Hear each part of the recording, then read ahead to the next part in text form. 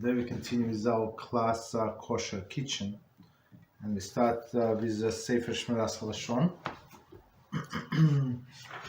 And the topic today is when force become friend.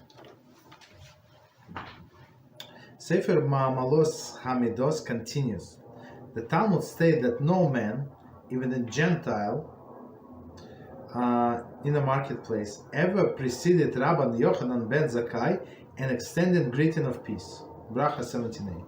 So Rabbi Yochanan ben Zakkai, to remind us, was the greatest rabbi of his generation, right? The greatest of the great. And he was so polite, so nice, right? So he would greet everybody first. So some people said, no, I don't, this person is, he has to or she has to greet me first, only then I reply. Okay.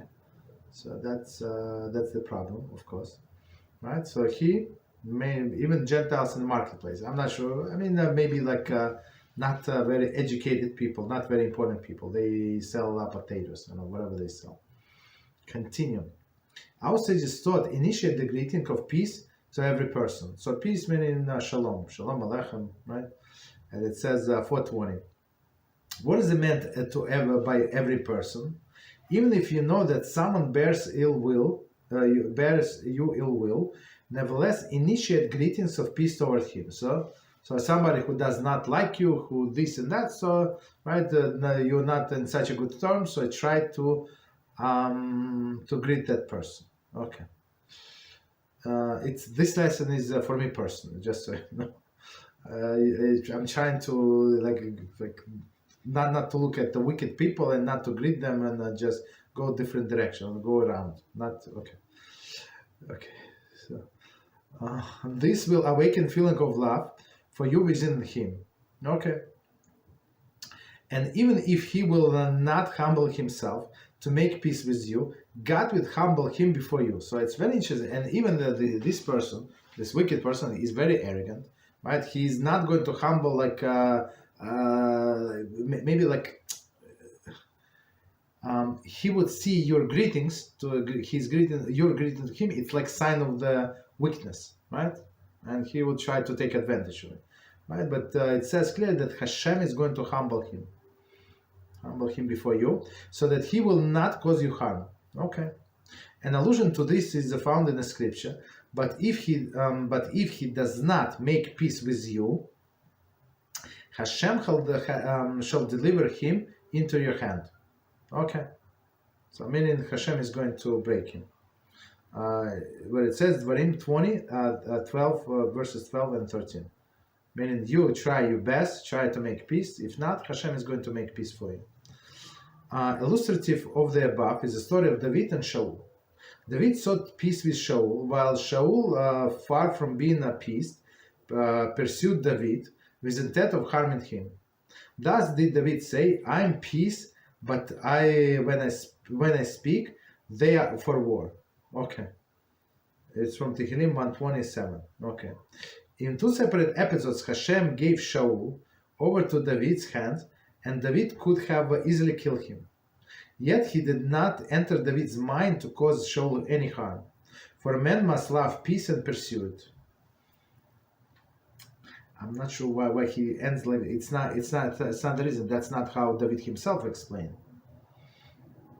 So two episodes. First was in a cave when where David and his men were hiding, and Shaul went to the bathroom. Right. So of course it was only David and his men, and Shaul, they could easily kill him. They did not. And second, when they were sleeping, and David came very close to him and stole something from him, right, to show that I could have easily killed you, but it did not. But when Yoav and others asked David why he didn't kill, he did not say pursue peace. That's not what he said. He said that HaShem anointed him as a king, and I'm going to kill him. No, I'm not going to do that. If HaShem wants me as a king, let him take care of him. I'm not going to do it. It's not because of the peace, but because of the he was anointed of HaShem. Okay. So we stop here. Very interesting.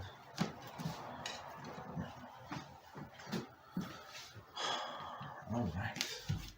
So we continue going back to our kosher kitchen, and we're in chapter 3, and big topic is Parve food and meat or dairy parts.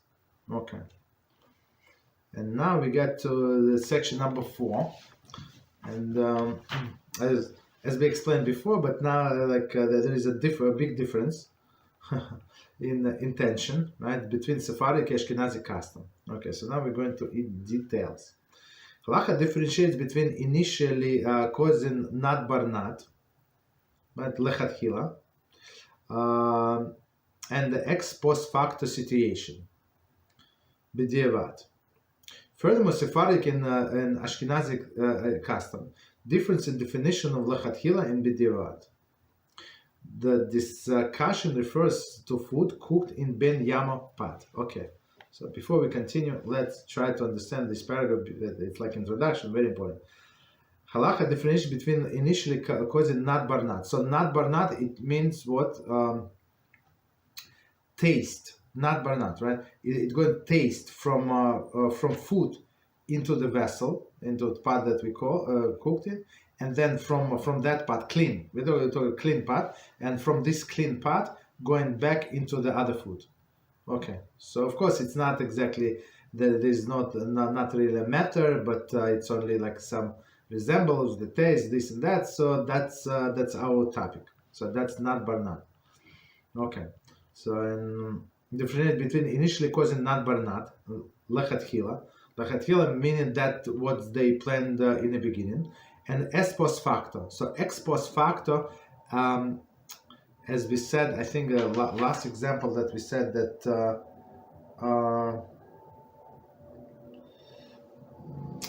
it was example when somebody could cook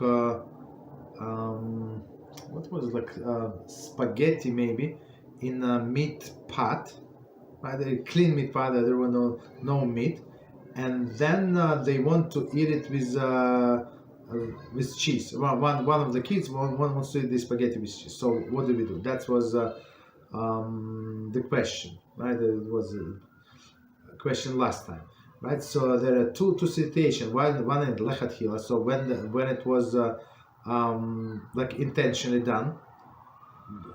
That example was that woman wanted to make a dinner of the spaghetti and the meatballs. Okay, there is no problem. She cooked part of spaghetti, of course, in a meat pot and wants to serve with a meatball. There is no problem whatsoever. Chicken, no problem, right? But one of the kids said, no, I'm not going to eat meat. I'm not going to eat meatballs, but I want to eat with cheese, spaghetti with cheese, and I want to go to party later on, and they're going to serve ice cream, cheesecake, whatever they're going to serve. So, okay, that was the situation. So the question was, would it Halachah change whether mother knew that somebody like in her family would want to eat it with cheese or not? Or it was only after post factum. That's according to Ashkenazic tradition, it's huge difference. According to Sefardic, I think there is no difference. But let's see. Okay, so lechatchila and ex post facto situation b'diavad. So b'diavad, it's like it's already happened. Okay, we did not plan. So what do we do now? Okay. Furthermore, Sephardic and Ashkenazic custom differ in their definition of lechatchila and b'diavad. So lechatchila, like your initial intention, it's like in the beginning it was the proper way to do, and after the fact. Okay. This discussion refers to the food cooked in Ben-Yomo pot. So again, we're talking about in a food that was cooked in a pot that was used for opposite for meat or milk in the past 24 hours. 24 hours. If beyond 24 hours, we're not talking about it. The taste, as we said, is already spoiled, and there is no problem. Talking about like fresh taste in the walls of the pot. So continue. According to Sephardic custom, lechatchila. So lechatchila, it's to begin with, right? Initially, is defined as initially boiling food in a meat pot with the intention to be of eating or cooking with the dairy. B'diavad is defined as not bar night, has been caused. There is food was cooked in a meat pot, and subsequently b'diavad, so after the fact, wishes to eat or cook it with a dairy food. Okay, thus one should not lechatchila boil food in a meat pot with intention of eating or cooking it with dairy. However, if it was cooked in a meat pot, b'diavad, so after the fact, it may be eaten or cooked with the dairy. Okay, so I mean it sounds very complicated, but we'll try to break it down in a small part, right? Okay. So one more time, and we're going to explain. According to Sefardic custom, lechatchila, so to begin with, is defined as initially boiling food in a meat pot with intention eating or cooking with dairy. So let's give this continue our example. So lechatchila, meaning that they cooked the spaghetti in a meat pot that was used in the last 24 hours, and they want to eat it with cheese. That's lechatchila. That's the initial intention. Okay, that's okay. B'diavad, after the fact, is defined as when a nut bar nut has been caused. Okay, there is food cooked in a meat pot, and subsequently b'diavad wishes to eat cooked food with dairy. So b'diavad for them after the fact, they did not have any intention to eat with meat or dairy, whatever. They just cooked this spaghetti, right? And right in a meat pot, right? And then they decided to eat it without cheese, with cheese. Okay, we cook with milk or eat with cheese. So that's the question, right? First again, lechatchila, they have the intention to eat it with dairy. And the second, after the fact, did not have any intention and then decided to eat it with dairy. That's according to Sephardic custom. Okay. Thus, one should not, lechatchila, boil food in a meat pot with the intention eating the cooked or cook it with dairy. Okay. So, according to Sephardic custom, one should not, like in the beginning, to begin with, have this intention. To cook the spaghetti, right, in a meat pot in order to eat it with dairy. However, if it was cooked in a meat pot, b'diavad, so after the fact, they cooked it in meant to eat it with dairy, it may be eaten or cooked with dairy. Okay, so even more condensed summary, right? So according to Sephardic custom, it's proper. So it's proper not to cook the spaghetti in a meat pot in order to eat it with dairy. But if it was done, even though they intended to do so, there is no problem. They can eat. That's Sephardic custom. Okay. Now we're going to Ashkenazic custom. According to Ashkenazic custom, lechatchila, meaning to begin with, is defined as initially eating the food that was cooked in a meat pot with dairy foods. Okay. B'diavad is defined as the case where one wishes to eat food after b'diavad it was already mixed with dairy. Thus, one should not lechatchila eat, cook, or mix food that was cooked in a meat pot with dairy. However, if it was mixed or cooked with dairy, b'diavad, it may be eaten. What is considered b'diavad according to Sephardic, according to custom, is called lechatchila, according to Ashkenazi custom. Okay, so let's try to read it again, and we try to explain, and then after we finish, simplify. Okay, so according to Ashkenazi custom, lechatchila, so to begin with, is defined initially eating the food that was cooked in a meat pot with dairy foods. So meaning they did not have any intention, right? They lechatchila, so that's what they did. B'diavad is defined as a case where one wishes to eat food after it was already mixed, right? So now after it was already mixed with dairy, right? So can you eat it or not? Thus, one should not lechatchila to eat cooked, so lechatchila to begin with. When it was mixed, for example, this spaghetti was mixed with cheese, but they were cooked in meat pots, they should not eat it. Okay, or meat to mix food with a cooked meat something cooked in a meat pot with dairy. However, it is if it was mixed or cooked with dairy, right? So after the fact it was meat, it may be eaten.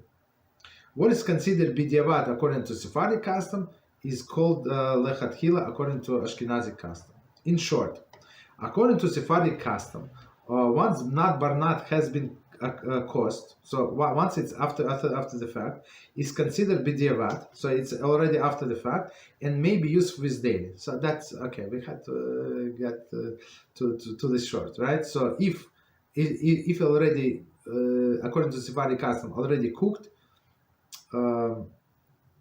the spaghetti, they can eat it with daily. There is no problem according to them. According to Ashkenazic custom, it is not considered b'diavad, not after the fact, unless the food has already been mixed or cooked with daily. So meaning initially Ashkenazic custom they would not allow to do that. That's the bottom line. Continue. So only if it was mixed, they did not know this and that. So yeah, after the fact they allow, but they cannot intend to eat it. That's lechatchila. That's the bottom line. Continue. Next section, E. Okay. Some practical application. Okay, so we're going to see the difference. Some practical application. The reader is reminded again. The discussion pertains to a Ben-Yomo vessel. Non-Ben-Yomo vessel discussed in number 5 below. Okay, so we're in number 3. Number 5 they're going to discuss. So again, this is a pot, as he says, that it was used in the last 24 hours. Example number 1, or practical example. Boiled or fried foods. Initially, one should not Initially, one may not rely upon the leniency of not barnat. Thus, even according to Sephardic custom, one may not boil food in a meat pot if one plans to eat it with dairy. If the food was already boiled in the meat pot, according to Sephardic custom, one may eat it or cook it with dairy. However, according to Ashkenazi custom, it may not be eaten with dairy, since it is initially lechatchila. Right? So, okay, exactly opposite. If the food was erroneously mixed with dairy, it may be eaten. So we're talking about the Ashkenazi custom. We're going to explain. If the food was fried in a meat pan, where the taste infusion is direct, without liquid medium, okay, the subsequent meats and subsequent mix with dairy, Rav should be consulted. Okay, so we're going to see what is the difference. Okay, so let's see this case from the beginning, and we try to explain. So one more time, boiled or fried foods. Initially, one should not rely upon the leniency of not barnat.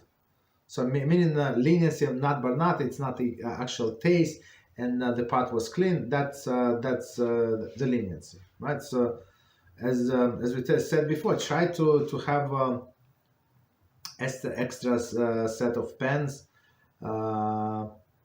Alright, so you can do like for a pot of food.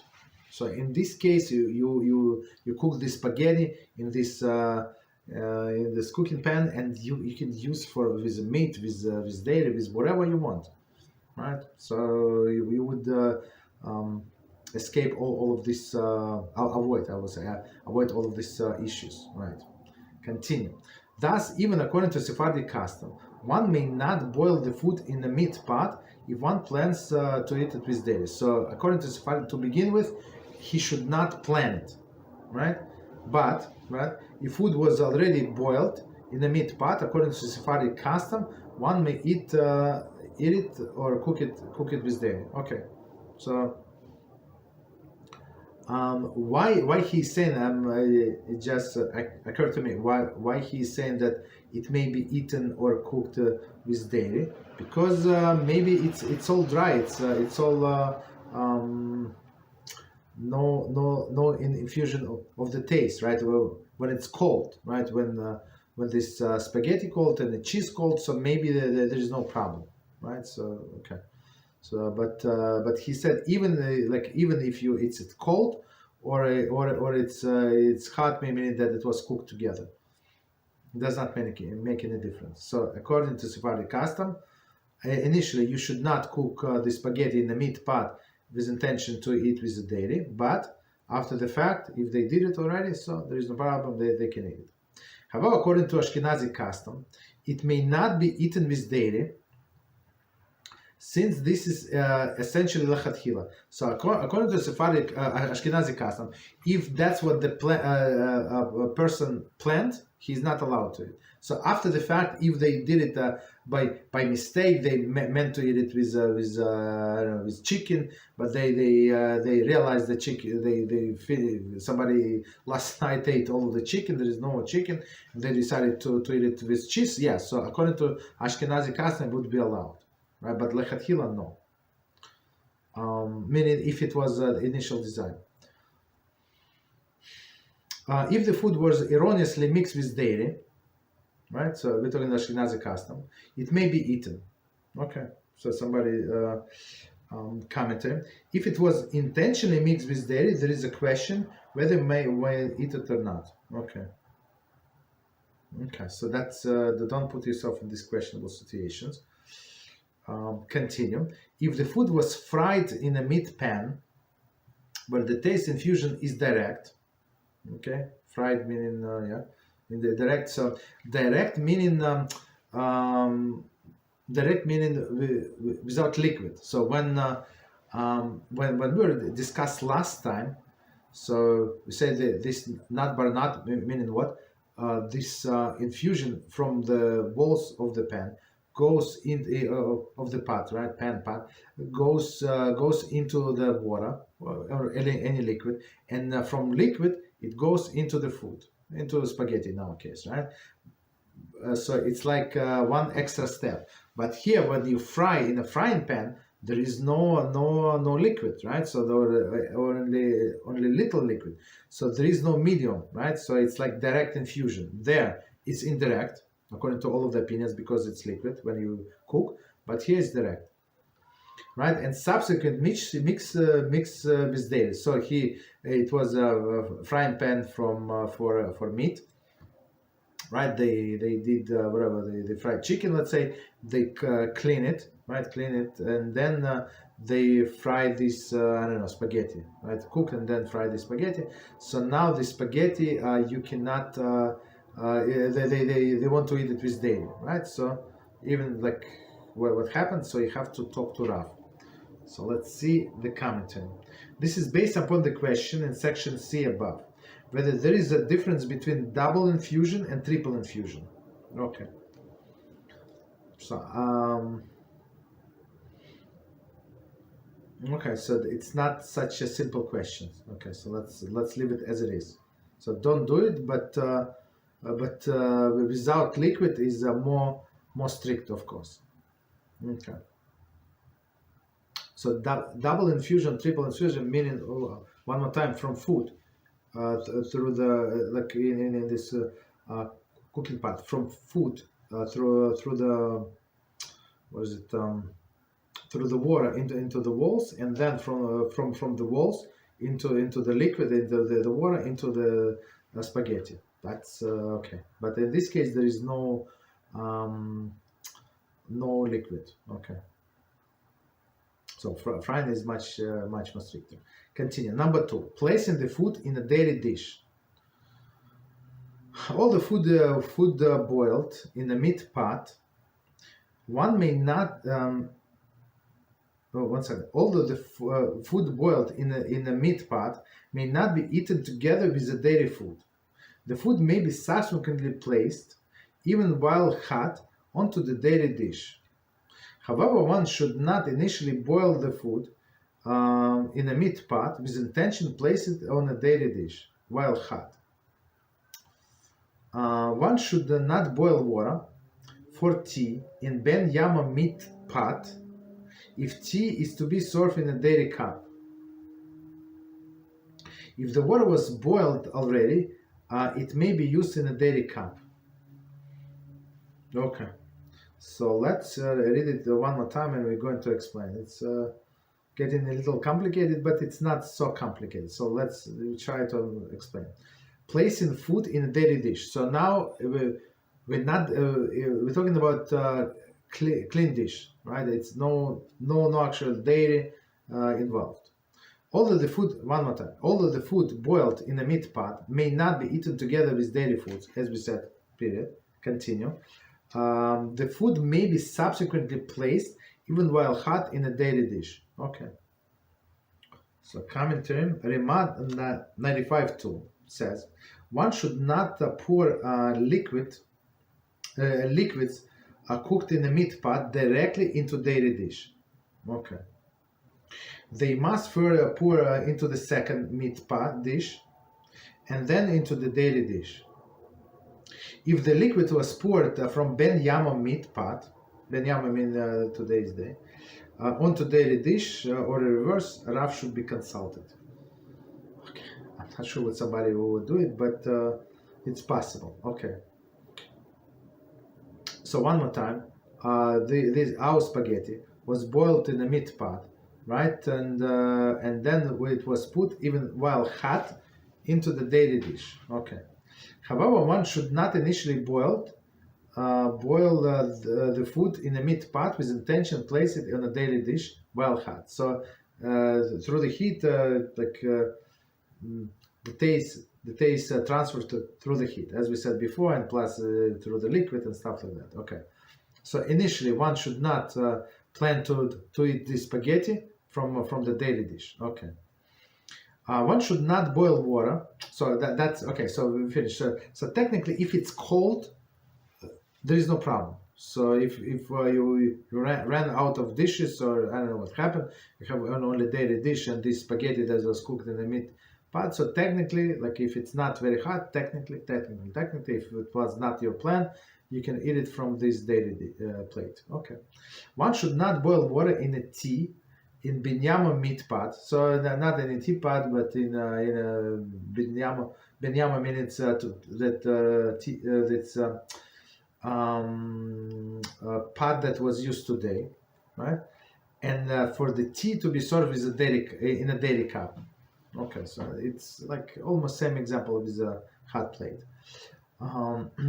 If the water was boiled already, it may be used in a dairy cup. So, but after the fact, so it was not his intention, but that's the only spot available, and this is the only cup available. That was not his intention.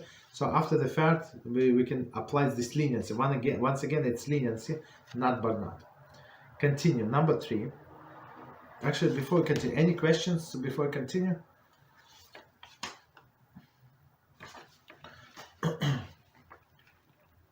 Okay. So continue with number 3. Foods placed in a meat utensil. Food placed in a meat utensil. If the food is not boiled or broiled in a meat utensil, right? But merely placed while hot on a cold milled dish, or placed while cold on a hot meat dish, both Sefardic and Ashkenazic custom agree that it may be eaten with dairy. Okay. However, one should not initially place. Should not initially place hot food on a meat plate, or the reverse. If it is to be eaten with dairy, or the reverse, since one may not initially cause not but not. So I mean the big picture, just for us to realize, is the same. Initially, we should not plan it, right? But after the fact, we can rely on leniency. But let's read this example one more time and we explain. Food placed on a meat utensil. If food is not boiled or broiled in a meat utensil, not. But merely placed while hot on a cold meat dish, or placed while cold on a hot meat dish. Okay. Both Sefardic and Ashkenazic custom agree that it may be eaten with dairy, so that's not a problem. I guess not from this dish, but from another dish. Okay, that's the way I understand. So commentators say, if however both the foods and dish are hot, it is equivalent to the cooking in a pot. Okay, so when one of them is cold, it's like we can apply this leniency. So what cold food is cold, or a plate is cold, and food is hot. Okay, so both Sephardic and Ashkenazi custom agree that it may be eaten with the dairy. Continue. However, one should not initially place hot food on a meat plate. Okay, hot food on a meat plate, or the reverse. So and then I mean the continuation of this phrase. I mean, and then planning to eat it with the dairy, right? If it is eaten, no, it says no, sorry. If it is to be eaten with dairy, right? Since one may not initially cause nut bar nut. So initially don't do it. So even in this plate that was used in the last 24 hours, of course there is something got absorbed into the plate. Plate is cold and your food is hot, or plate is hot and your food is cold. So after the fact, you can eat this food with the dairy. There is no problem. But if both of them hot, there is a problem. Right? That is a problem. So continue. Number 4. Davar harif, sharp foods. Just a second. Okay, no commentaries. Continue. Davar harif, sharp foods. All of the above apply to non-sharp foods. However, sharp foods, dvar harif, even when cooked in a non-Ben-Yomo meat pot and subsequently mixed with dairy food, may not be eaten. The sharp taste of dvar harif causes the infusion of the primary meat taste, not merely the secondary taste. Thus, one may not mix onions fried in a dairy pan or chopped with a dairy chopper. Right? Maybe, I don't know, dairy chopper. Maybe they use the same chopper for cheese, I guess. I don't know. Or to cut with a dairy knife with a chopped liver. Okay. Even if the pan, chopper, or a knife were not Ben-Yomo. If the onions were mixed with the chopped liver, Rav should be consulted. So we're going to see it's much more stricter when we talking about sharp foods or sharp implements. So knives, for example, knife you kosher differently from the fork or from the spoon. Okay, so we're going to see. Okay. So one more time, dvar harif, sharp foods. All of the above apply to non-sharp foods, meaning we're talking about spaghetti that it was cooked in a pot that was used for meat in the past 24 hours, and then you try to eat it with dairy. That was before, right? Or like non-sharp foods.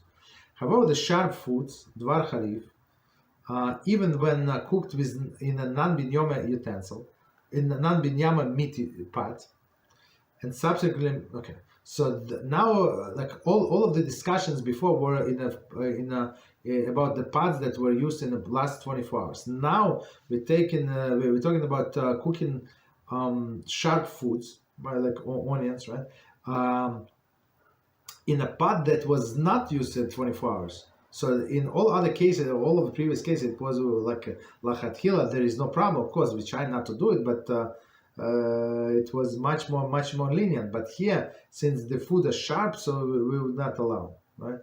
So one more time, however, sharp foods, even when cooking non-Ben-Yomo utensil, right, not Ben-Yomo meat pot, and subsequently mixed with dairy food, may not be eaten. Okay. So it's something like these onions, and then mixed with dairy cannot be eaten. Okay.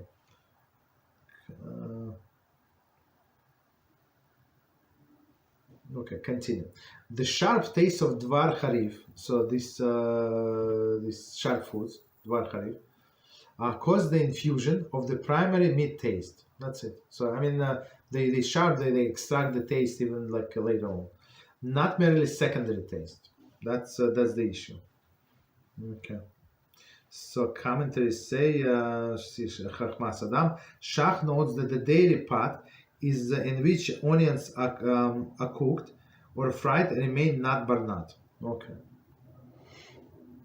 Thus, one may not mix onions fried in a dairy pan with a chopped or chopped, right, with a liver, with a dairy chopper. So whether it was fried in a dairy pan, right, or even chopped like cold, right, with a chopper or with a knife, dairy knife, doesn't matter, right? So this utensil, the knives and the chopper, they actually absorb the taste. It's not so easy to get the taste out. So you have to be very careful. Like it's proper. If you always say it's proper to have Parve knives. So, for example, a knife that you would use only for vegetables, fruits and vegetables, right? That's very proper to have. Continue. So in this case, when you are going to cut radish, when you cut onions, with garlic, other things, other sharp things, so you would be on the safe side. You would be able to eat it with whatever you want, with dairy or with meat. Okay. Okay. So in this case, if it was cooked in a dairy pan, or this onions, right, were fried in a dairy pan, or they were chopped with a dairy knife or a dairy chopper, right?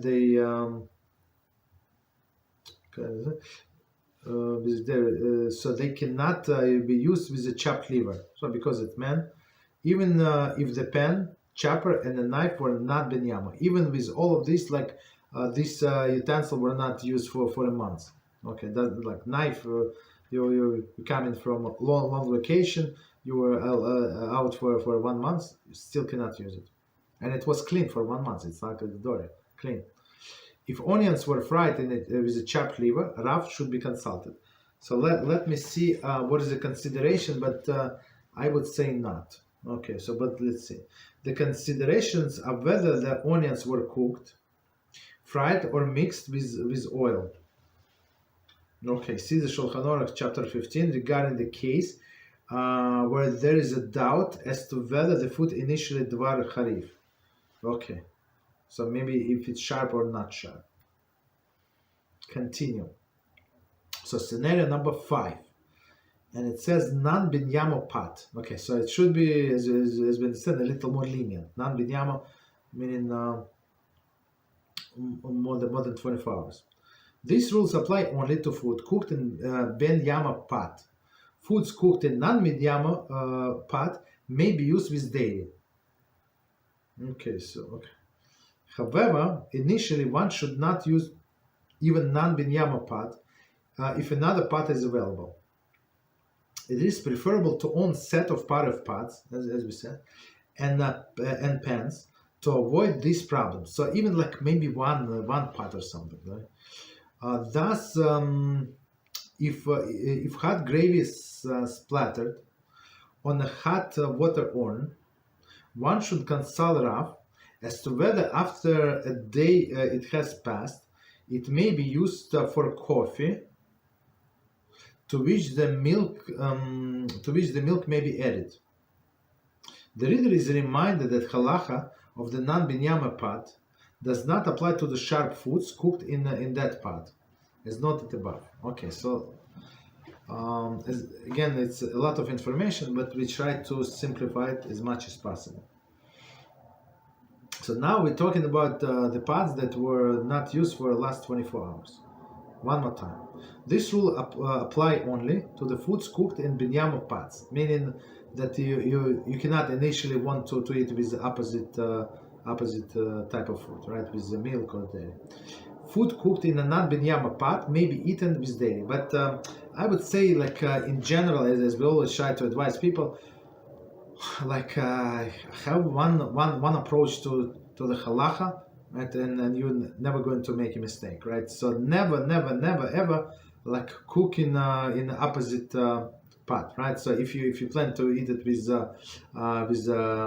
cheese, for example, don't cook the spaghetti in the meat pot, even if it's after 24 hours. So again, the religion says there is no problem, you can eat, but like right, even lechatchila, even to begin with, but proper not to do it, because once you like, it's only a matter of time when you're going to make a mistake. Only a matter of time. However, initially one should not use even non-Ben-Yomo pot if another available. So he said, okay, if you have another one, so don't for sure you should not use it. Commentary, Chachmas Adam 48:2.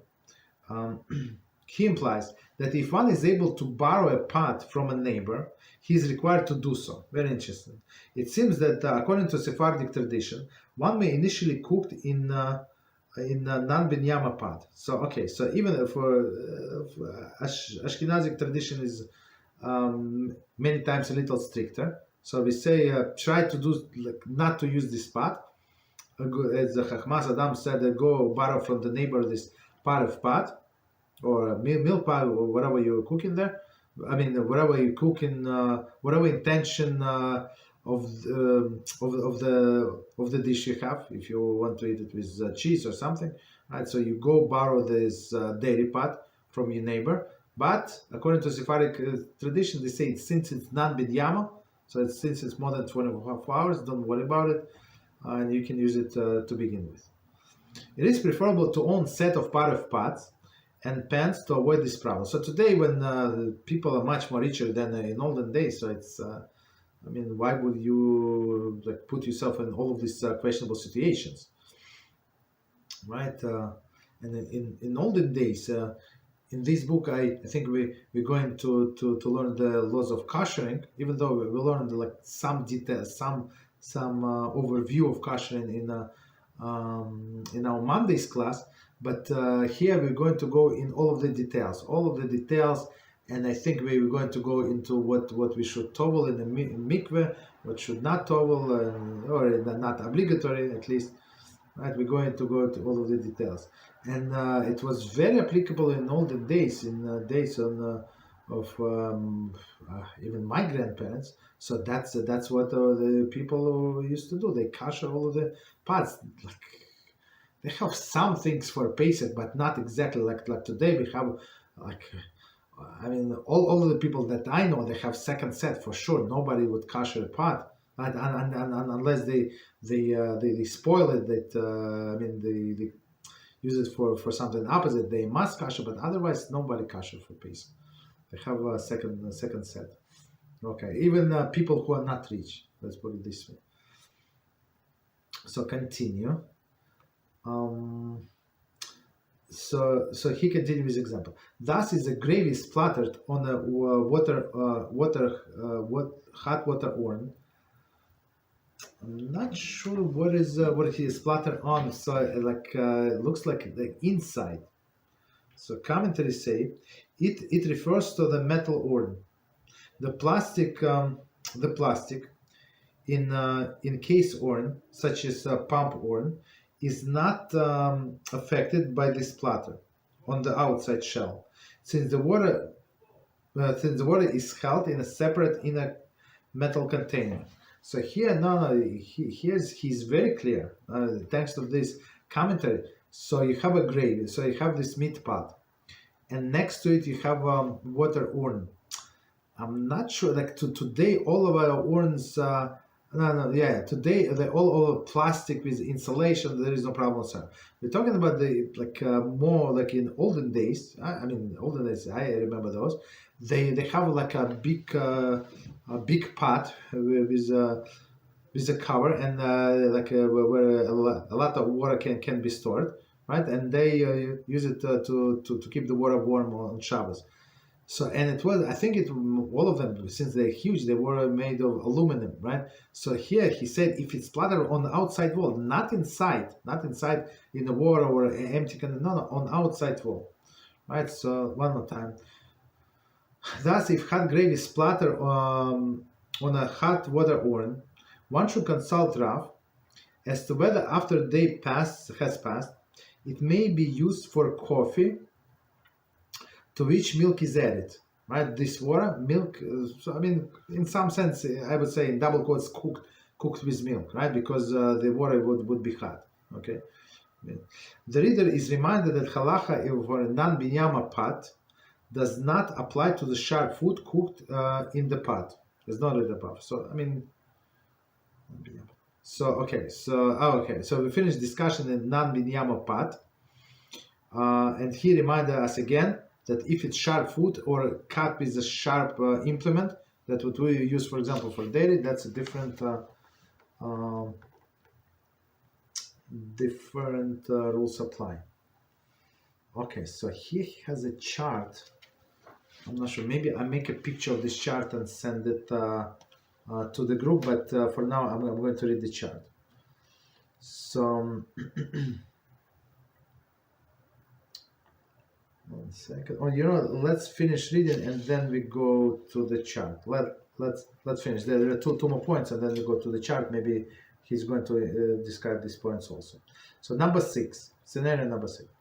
The use of cold liquids. One should not store liquids in a dairy container. For example, container once used with a hot dairy, for the period of 24 hours, if the liquids are to be used with meat. Sharp liquids should not be stored even in Non-Ben-Yomo milk container, even for a short period of time, if they are to be eaten with meat. One should not store meat or dairy liquid in a Parve container for 24 hours if he plans to retain those containers Parve. Okay, so let's see. Even with cold liquids, it's not so simple. So let's see from the beginning. We're going to explain. One should not store liquid in a dairy container. There is container that used for hot dairy food for a 24-hour period, right? Because in 24 hours is a period that the liquid absorbs the taste. And when we were talking about Kosher and before Pesach, just to remind us quickly, so we said that's how you kosher, for example, glass, right? Drinking glasses that you want to use for Pesach, right? So we said you pour water like up to the brim, or even let it overspill, right? And for 24 hours period, then you spill the water, then another 24 hours period, and the third one, right? So that's how you kosher. Meaning what? So it's not only like spiritual kosher. No, it's not.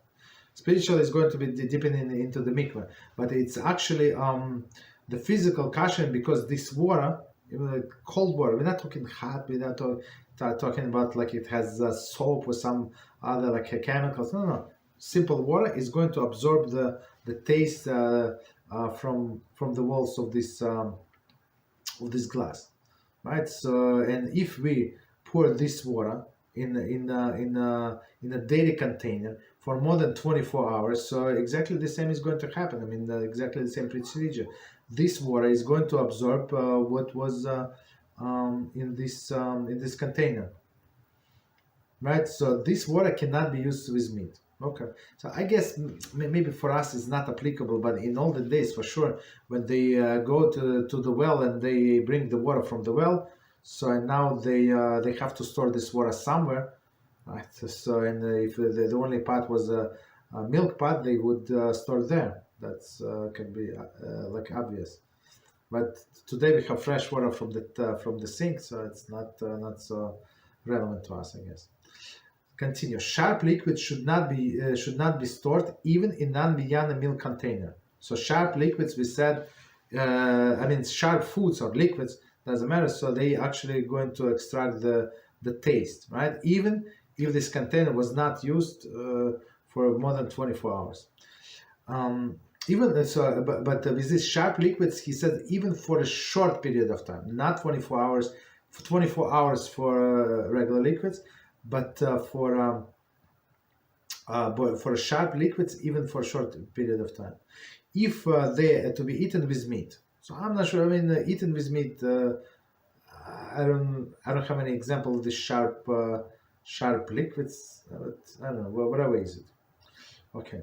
One should not store meat or dairy liquids in a Parve container for more than 24 hours if he plans to retain those containers as a Parve. Why? Again, because this taste is going to be absorbed from this liquid.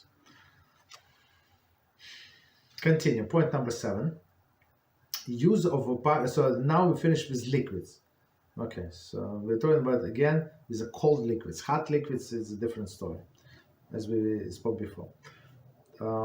Now, last point, number 7. Use Parve utensil with cold meat or dairy.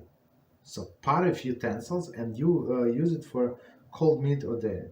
Although halachically one may use Parve utensil for cold solid meat or dairy food, many are scrupulous and refrain from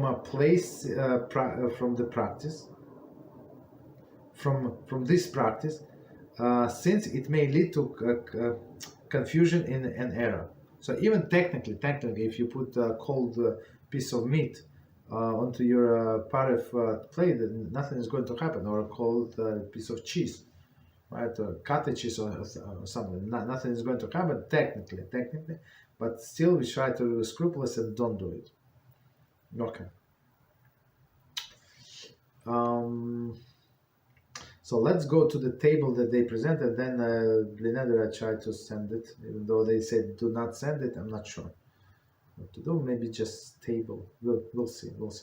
So it says Parve food cooked in a clean meat pot. So Parve food cooked in a clean meat pot. So Ashkenazic. So first scenario, Ashkenazic custom Ben-Yomo pot. So meaning food that are cooked in a clean pot, right? That was used for the last 24 hours. So number 1, eating with dairy food prohibited. Okay. Initially cooking to eat with dairy prohibited. Placing while hot on a dairy dish permitted, right? So I mean, he said dairy dish. I think that he meant on a cold dairy dish. And last one, if inadvertently mixed with dairy food permitted. So Ashkenazic is, you see, only after the fact. Now the next one. So we're talking about same scenario. Parve food cooked in a clean meat pot. Okay, and the situation is Non-Ben-Yomo pot, right? Non-Ben-Yomo pot meaning was not used for 24 hours, and food's also not sharp. It's like our spaghetti. So eating with dairy food is permitted. So meaning because it was not used for past 24 hours. Next one, initially cooking with the dairy prohibited if another pot is available. So, but if no pot is available, so we said after the fact, let him do it. Next one, placing while hot on a dairy dish is permitted. So because once again, we're talking about a Parve food that was cooked in a meat pot, for example, that was not used for more than 24 hours. That's it. And last one, if inadvertently mixed with dairy foods, as we said, I mean, if it was permitted in the case of Ben-Yomo pot, needless to say, it permitted in the case of non-Ben-Yomo pot. So now we're going to Sefardic custom. Okay, so Sefardic custom, non-Ben-Yomo pot, meaning, Ben-Yomo pot, meaning this spaghetti was cooked in a meat pot that was used in the last 24 hours, according to Sephardic custom. So, okay, so they say eating with the dairy food permitted, no problem, right? Next one, initially cooking to eat with dairy prohibited if another pot is available. Okay, even for Sephardim. Next one, for Sephardim, placing while hot on a dairy dish. So I mean, it did not say, but we know it's a cold daily dish, permitted, no problem. Okay, meaning this spaghetti, right? Continue. Next one. If inadvertently mixed with the daily food, of course, it is permitted. So next scenario, according to Sefardic custom, Non-Ben-Yomo part. Non-Ben-Yomo part, right? Okay, meaning that was not used for past 24 hours. The first scenario, eating with daily food is permitted. Initially, cooking to eat with daily is permitted. Okay, so both of them for Ashkenazic would be prohibited. Just so you know. Next one. No, I apologize. I apologize. No, it's not true. No, not true. So even for Ashkenazi custom, since it is this what is it? This pot is not Ben-Yomo, meaning that was not used for a fast 24 hours. It's exactly the same for Ashkenazic and Sephardic custom, right? Placing while hot on a daily dish also permitted, same as Ashkenazic. And if inadvertently mixed with daily foods, right, also permitted. So let me see what is the difference. So the difference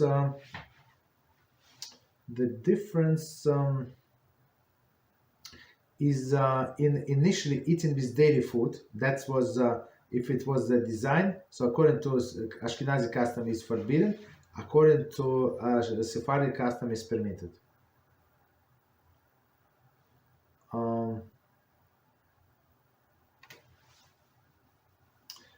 Okay, so that's the difference. And one more scenario, where the difference again, Non-Ben-Yomo part, right? That was used in the last 24 hours, and the scenario initially cooked to eat with daily.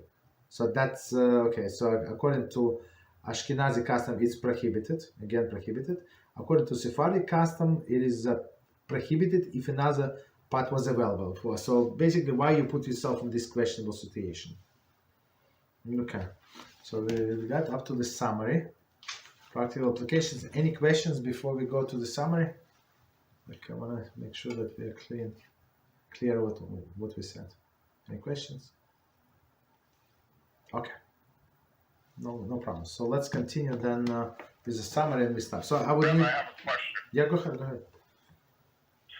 On the garlic and onions, you mentioned something about, I missed it, I didn't get the whole thing.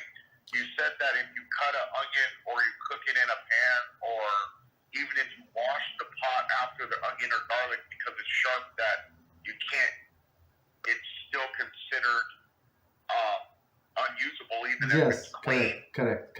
Yes. So would you reiterate that? Yes. So these sharp foods, so these onions, this garlic or radishes, other things are considered to be sharp foods, and so they're going to absorb the taste. So when, for example, this spaghetti or other potatoes not going to absorb the taste, but the sharp foods are going to absorb the taste, even if you did not use this pot for more than 24 hours. And as we said initially, like if this pot was not used for 24 hours, so there is no problem. So you can cook this spaghetti and with intention to eat with cheese in the meat pot. But if you cook these onions or something like, and then you want to use them with the opposite. For example, you cook them in a meat pan, right? So even the meat pan was not used for past 24 hours, so you cannot use it with the milk now. So that's the thing. And not only sharp foods, but also like sharp objects, sharp implements, right? That your knife. So once you did it for, you use it for a daily, the knife, so it became daily forever. You understand? So unless you kosher it, so that's the problem. So try not to use like for daily separate knife, parve another knife, and for meat another knife. But usually people have, I don't know, 10 knives or 50 knives. Okay, but it's proper. Especially be very very careful with parve food, especially like I would say, as I said, like for a vegetable, for this vegetable, try to have a separate knife, so you can cut tomatoes, potatoes, and onions and garlic, and make sure that they are always going to be parve, not meat, garlic. Okay, got it? Clear? So that's the main that's the main problem, is that if you cut a garlic with the knife that you use with meat, or let's say you cut garlic with the knife and then you put that garlic in the meat pot, that's a meat garlic. But then if you then use the same knife to cut garlic that you put in dairy, that's prohibited. Yes, yeah, but I mean, let's finish your first example. So when you cut your garlic with a meat knife, because it was used for meat, so you cannot use this garlic with a dairy. You understand? That's the thing. So I mean, if you cut this garlic with a meat knife and you use it with a meat, there is no problem. Only with the opposite type of food is an issue. Got it? Any other questions? Yeah, before? I see. So now if the garlic is cut with the meat knife, it can't be used in the dairy pot. Correct. With a dairy. I mean, yeah, cooked with a dairy or something. Thank you. You're welcome. Any other questions? We'll continue. Go ahead. Rabbi, Go ahead. So I think I heard before that like sharp cheddar is considered one of these like sharp foods. Yeah, we said it today. Yes.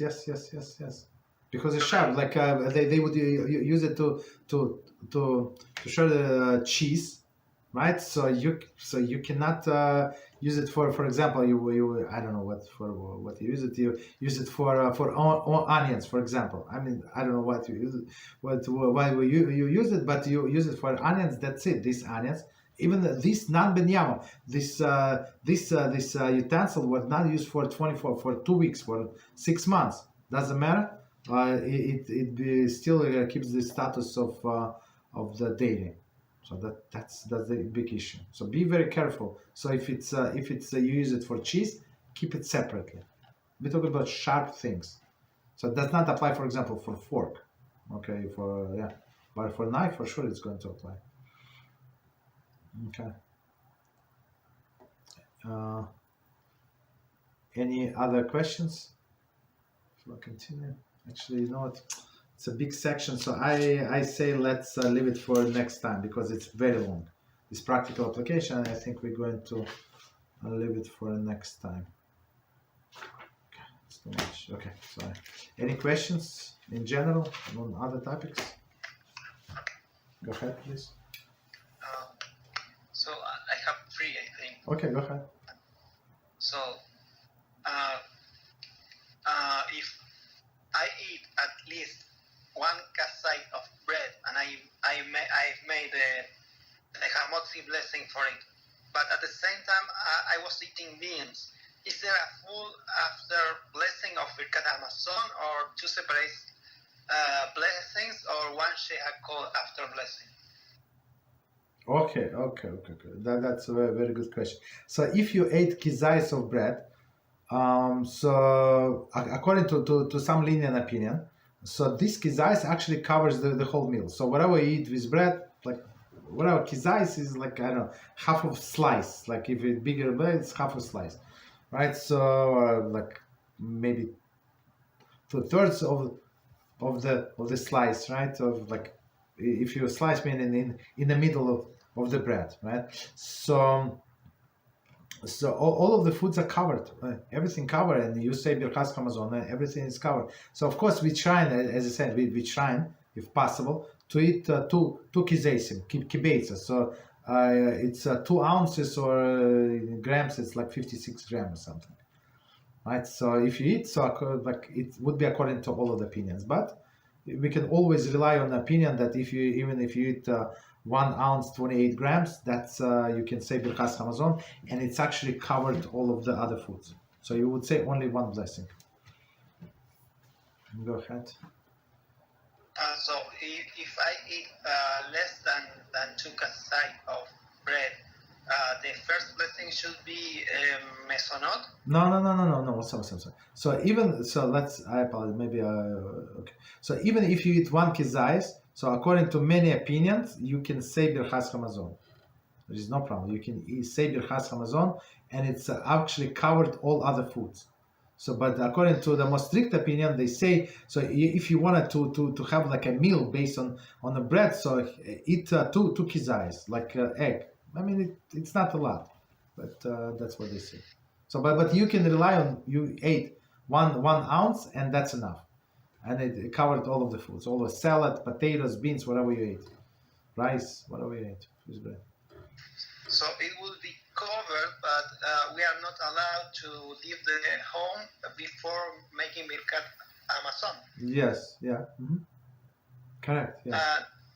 Is there any situation where when we can say on bread, if we can say change the Hamotzi blessing for Mesonot blessing? Okay, so let me repeat the question. So we have the question. It's a very very strange question. So he started with eating bread. So a person, I mean, it's possible. The answer is yes.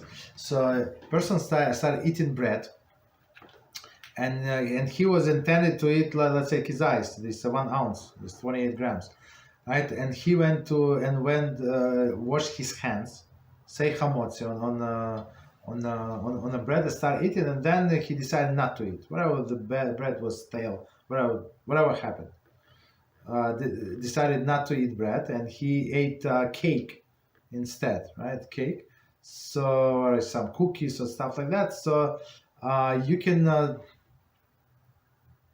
maybe it's not a good example. Or he ate spaghetti instead, right? Pasta instead. So in this case, yeah, this weight of this bread can be added to the pasta, and you would say miam shalosh, meaning al Hamichyah, miam shalosh al Hamichyah, the same thing for mizones products. Yes.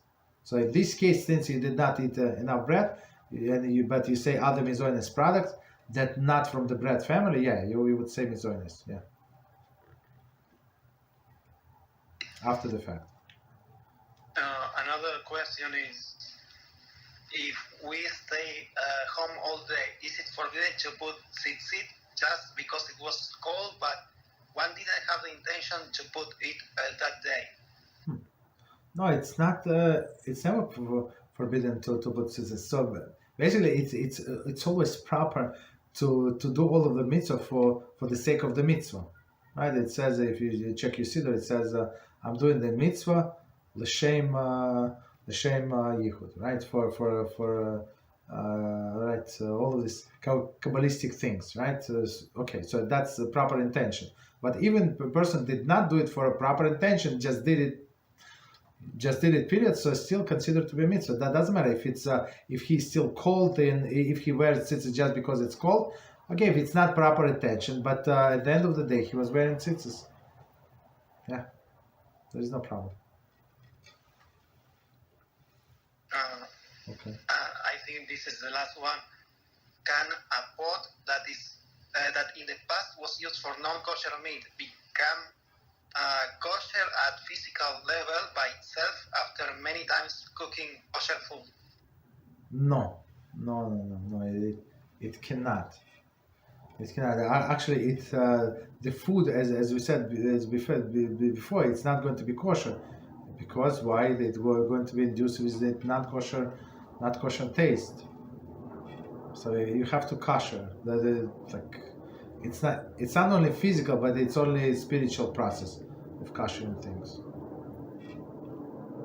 So in this case, it wouldn't be kosher in both senses. It wouldn't be kosher spiritual or physical. It would be not kosher. Not kosher, because especially as you said, it was used for for cooking. Okay. Thank you very much. You're welcome. You're welcome. Any other questions? Any topic? Go ahead. Rabbi, I have a question. So sorry, I kind of losing my voice here.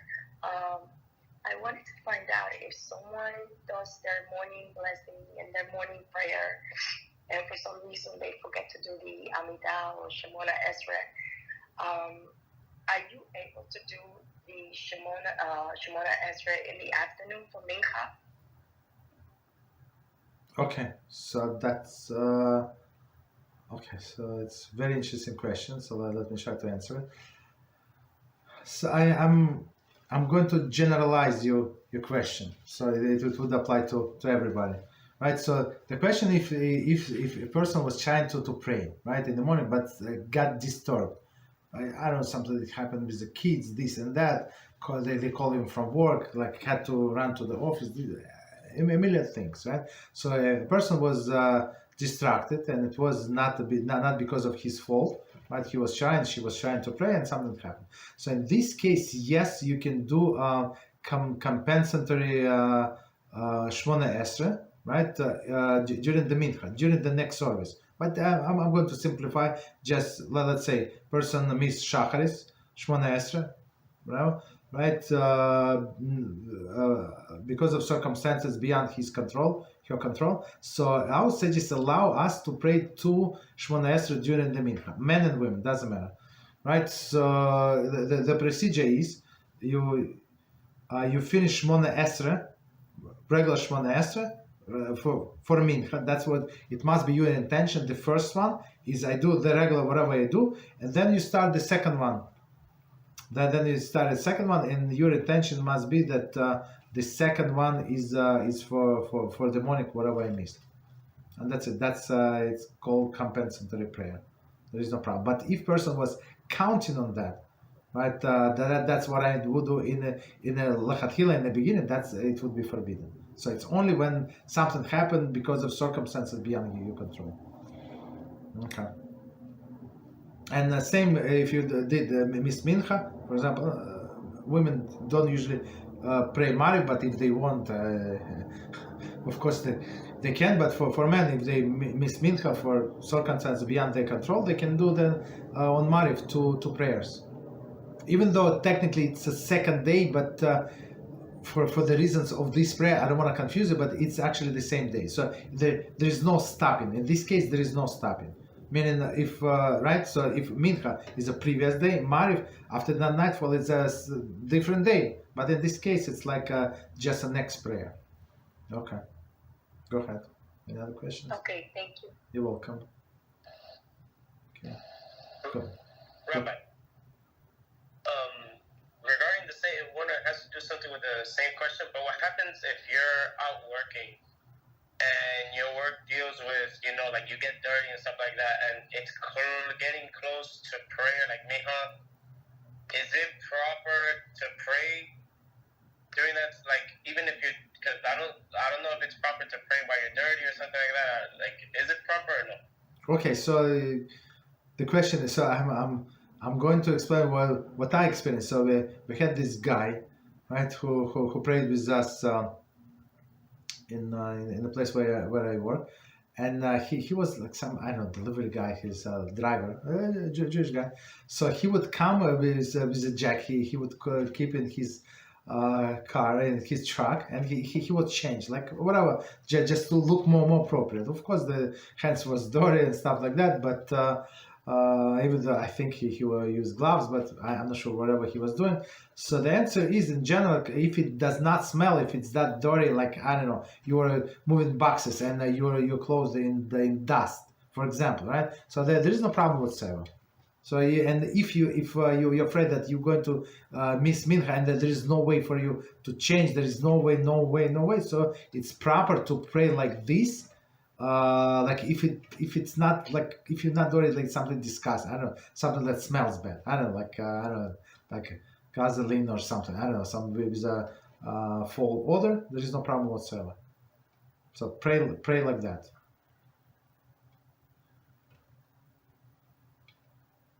Okay. Thank you, Rabbi. Okay. Any other questions? Because I got one question from somebody sent me.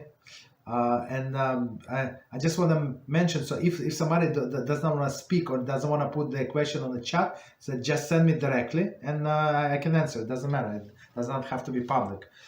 So the answer is, so the person said, right, well, one of you, I think, I'm not sure if a person is here or not, doesn't make any difference. So the person asked about the name, because in a time of the judgment, we're going to ask, what is your name? And of course, from the shock, what's going on, and people would even forget their names, right? And it's not proper, right? There are some consequences. So our sages say you have to say the pasuk, from Tehillim with your name, and that's how you're going to remember. So the question was where to say it. So I'm going to show in the Shmona Esrei our Siddur in the morning. So it's at the end of the Shmona Esrei. In the end of the Shmona Esrei. Just 1 second. I'm on the page 119. If somebody have a Siddur, so it says. So we finished one Esrei. The last blessing was on blessing of the peace. So we officially finished one Esrei.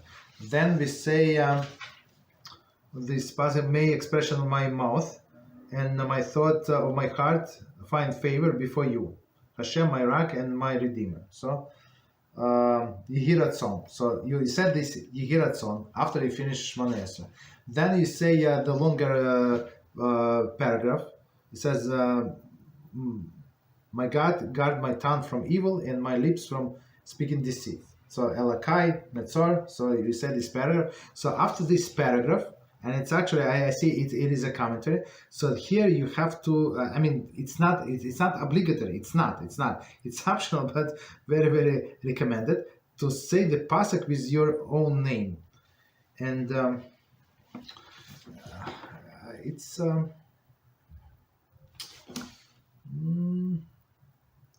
second, see the commentary. It should be somewhere in the back. 1 second.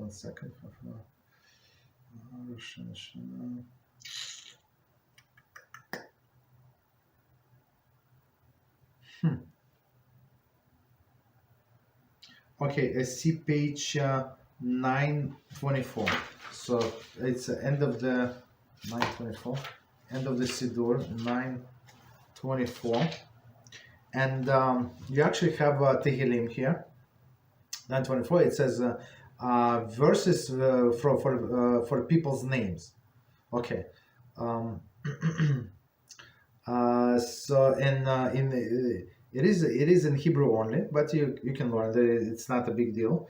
And on each pasuk, it's actually it gives you the first letter of your name and last letter of your name. Okay, so that's how you remember your name, right? Last letter and the first and the last. And actually on the bottom, it says actually the source. For example, the first one is Psalm 118:25, and you can read up on this verse, of course, and if you can remember, or go to the back and read the verse. But initially, you're going to remember. So it's first letter and last letter of your name, and that's the proper place to insert it. And then after you insert this piece, this pasuk with your name, you say, "May expression of my mouth and my tongue and the thoughts of my heart find favor before you, HaShem, my rock and my redeemer." So it's again, it's Yehiratzon. Okay, and that's it. And then you take you take it these 3 steps back. So it's before May. 1 second. make expression of my mouth, like when we say second time, not the first time, but second time. So you say this possible. That's it. That's a very interesting question.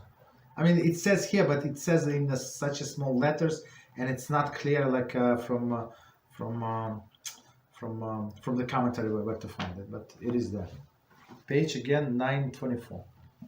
Okay, very very good question. Any other questions? Okay, so no other questions. So yeah, go ahead. Oh, grab question. I actually have 3 questions. Go ahead. One was, you said earlier, like gasoline is considered as a bad smell. Is that? I was wondering if you could kind of explain that more, because I thought it was just like filth and stuff like that. No, it's actually okay. So it's actually in the laws of Saint Shema, right? It says Shulchan Aruch explained it in a part where it says about Saint Shema, but it applies to Shmona Esrei and other things, like also in the to the blessing. So one of the prohibition is when it's like fall odor. So what does it mean? Fall that most of the people find this smell offensive. Like they would not tolerate. Some people like the smell of gasoline. This druggies, like they smell and they go high from this. I mean, that's what I remember from my childhood. We had in where I lived, they had people like that. They would smell it, right? So for them it was a pleasure, I guess, Gan Eden. But for most of the people, it's disgusting, right? So we go by opinion of the most of the people. So of course, from garbage, if garbage is rotten and stuff like that. So yeah, you're not allowed to pray there. What you have to do, you have to distance yourself from the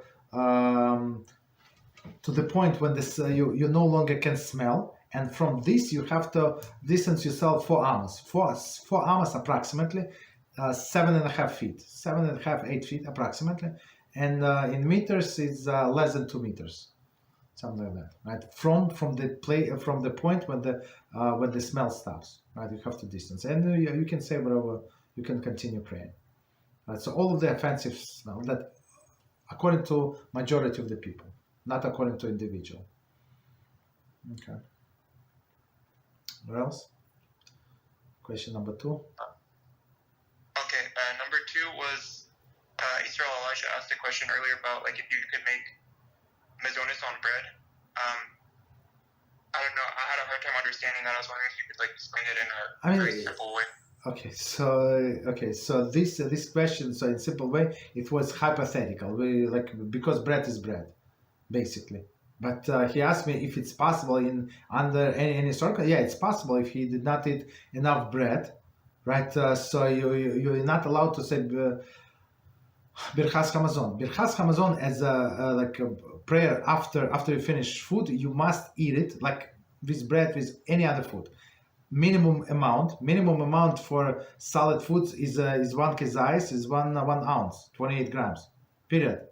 Right? It doesn't matter. You eat bread or you eat cherries. Okay. Even first. Okay. Or you eat potatoes. That doesn't matter. So if you ate less than kezayis, so simply you don't say blessing. Period. You understand? So if person ate bread, did he eat bread? Yes. The fact is he ate bread. So is it any circumstances under which he would need to eat to say mizoines? So this mizoines is not going to be on the bread, right? It's actually because in my example he ate pasta, right? So he's doing blessing on a pasta, but of course pasta includes in itself bread also, so it covers. But it's only after the fact. It's like a hypothetical case. It's not very practical. I mean, it's practical, but not so much. Okay. Right. Go ahead. It's regarding that same question. I think I remember you saying that in the class, and I mean, you don't mind if I say the source? Go ahead. It's I'm reading it here in Siman in the Kitzur in Siman 44, say 5. It says even if one ate only a kazanis of bread, you must recite the Hamazon. And then if you read the commentaries, it says if you ate less than a kazanis, you still have to wash your hands, but you don't have to do that after blessing. And I remember you also saying that in after class too. But what is the contradiction? So I didn't get your point. Okay, no. Well, everything that you said is correct. That's what we said. But what is the point? Please explain. A second. Yeah.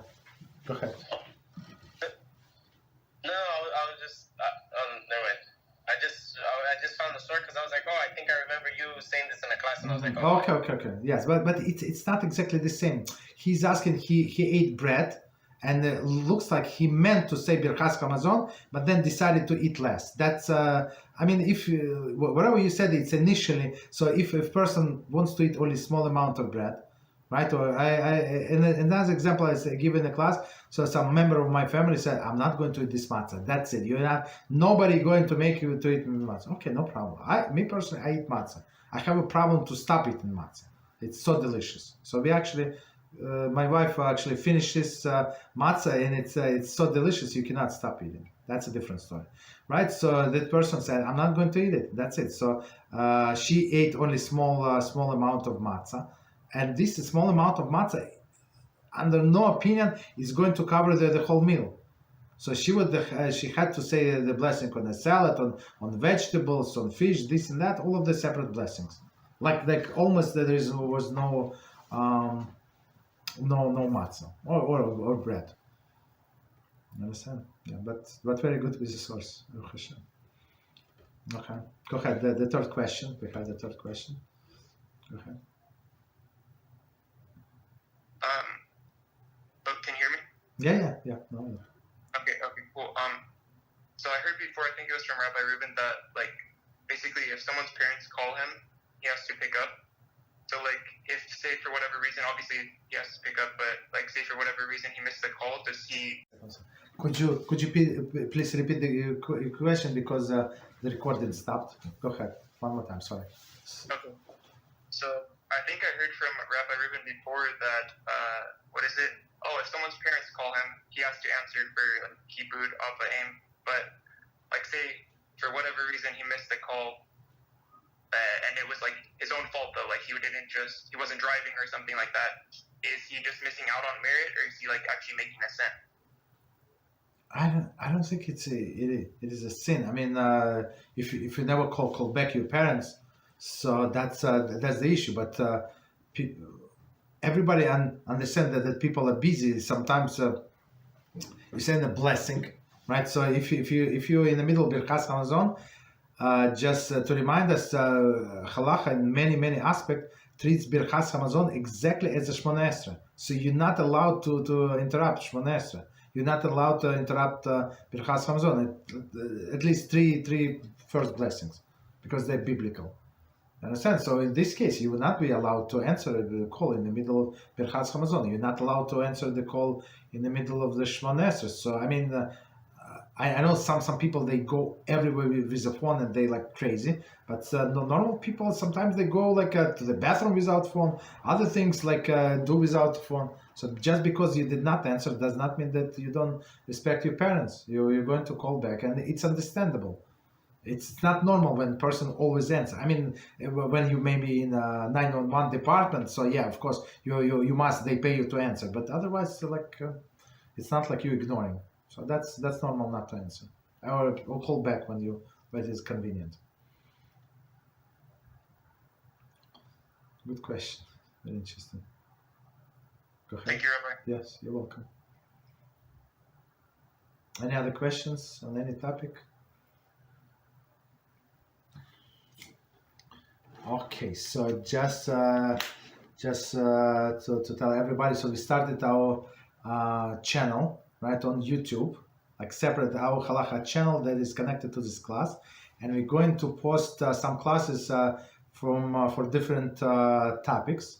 So one of the Hilchot Diot is actually like Hilchot Diot of Rambam is character development, and this class we're going to post women's halachas from the beginning. Some people missed, some people were not available at the time, whatever. So they please join us on WhatsApp group or on YouTube, whatever is more convenient for you. So I'm going to send this link link to our group. Please join.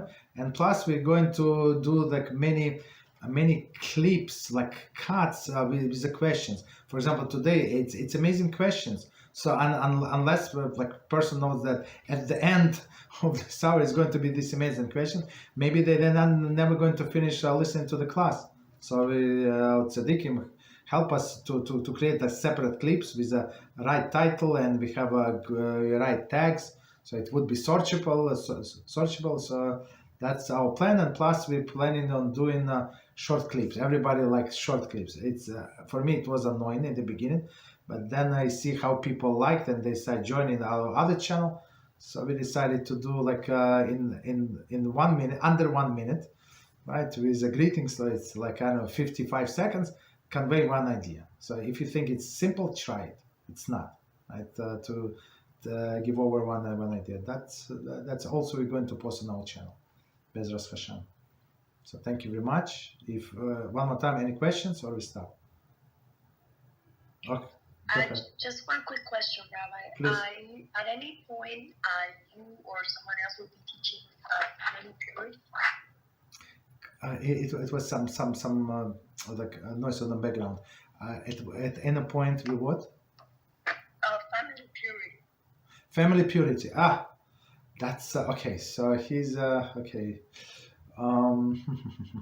That's one of the agendas. So I have the book. I have all of the material prepared, but that's the plan. So I talked to Rabbi Rubenschlitt. Okay. He approved it, but I mean we have to find time. So after we finish one of these books, but yes, it's on our agenda. Right. Thank you. Yes, it's very, very important. And plus, some people teach it only for women, and then these poor women come to me and they say like, talk to this guy, to my husband. He's like a dummy. I thought that he's so smart in all other aspects of the Torah, but men refuse to learn about or ignore to use to learn about family purity, and they like act stupidly, and they do not understand what wives want from them. You understand? So I think it's very important for men and for women to learn this. It's not only for women. Maybe women are more educated. It's more proper even for men to know, like married or not married. Like you have to know. I mean, of course, we're going to use all the appropriate language and stuff like that. But it's absolutely it's a must. Everybody must know. It's one of the three important things in Judaism. So Shabbos, right, family purity, and kosher. So that's the most important things. All others also very important, but not as much as these three, of course. Okay. Any other questions? Okay, very nice. So thank you very much for learning with us. It was a very successful week. Baruch Hashem. We're back to our schedule for subject a week, and please join us again on our WhatsApp group. Support us, share with other people, ask them to join on us on YouTube, because it's very important to learn Halachah. Now, Ashkenazic is very important, but Hashkafa, the Jewish ideology without Halachah, it's danger, right? It's a recipe for disaster. And same with Halachah only without Hashkafa, it's also disaster. So it has to be healthy mix. I would say 50-50 is good. All right. Thank you very much. Good night. Good Shabbos. Thank you very much.